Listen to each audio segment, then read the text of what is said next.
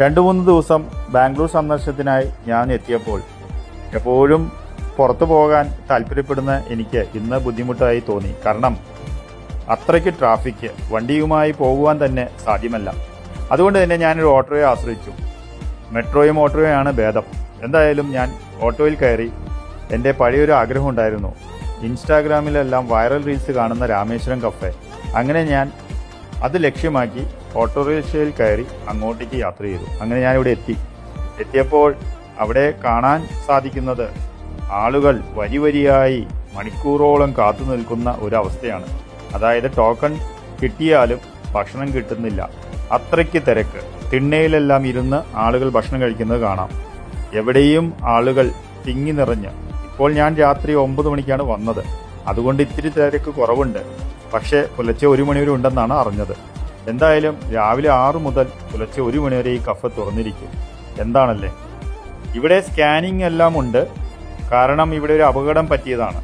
അപകടം എന്നുള്ളത് പത്രത്തിലെല്ലാം വന്നതാണ്. ഒരു ബോംബ് പൊട്ടി എന്നാണ് അറിഞ്ഞത്. അതുകൊണ്ട് തന്നെ നല്ല സുരക്ഷിതത്തോടു കൂടിയാണ് ആളുകളെ അകത്തേക്ക് കയറ്റി വിടുന്നത്. എന്തായാലും ഇവിടെ ആളുകൾ ക്ഷമയോടെ കാത്തിരിക്കുന്നത് കാണുമ്പോൾ അത്ഭുതമാണ്. ഇവിടെ ഇത്രയ്ക്ക് സ്വാദാണോ എന്താണെന്നെങ്കിലും ഒന്ന് രുചിച്ചു നോക്കുക തന്നെ. ഇത്ര ആളുകൾ ഇവിടെ കാണുമ്പോൾ തന്നെ എന്തോ ഒരു സംഗതി ഇവിടെ ഒളിഞ്ഞിരിപ്പുണ്ട്.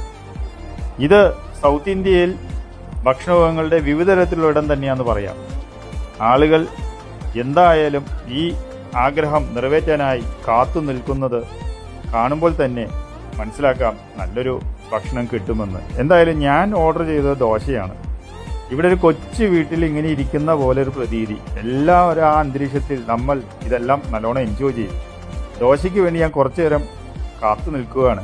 ചൂടോടുകൂടി അത് കിട്ടുമെന്ന് വിചാരിക്കുന്നു. ഇത് ഇവിടുത്തെ അടുക്കളയാണ്. ഇവിടെ എന്തെല്ലാം കാര്യങ്ങൾ ഉണ്ടാക്കുന്നത് കാണാം. ദോശ റെഡി, ഞാൻ എടുത്തു. ഇനി ബാംഗ്ലൂർ വരുമ്പോൾ നിങ്ങളും ഒന്ന് കാരണം കേട്ടോ, നല്ല ചൂടോടുകൂടി ഇഡ്ഡലിയും ദോശയും കഴിക്കുവാൻ.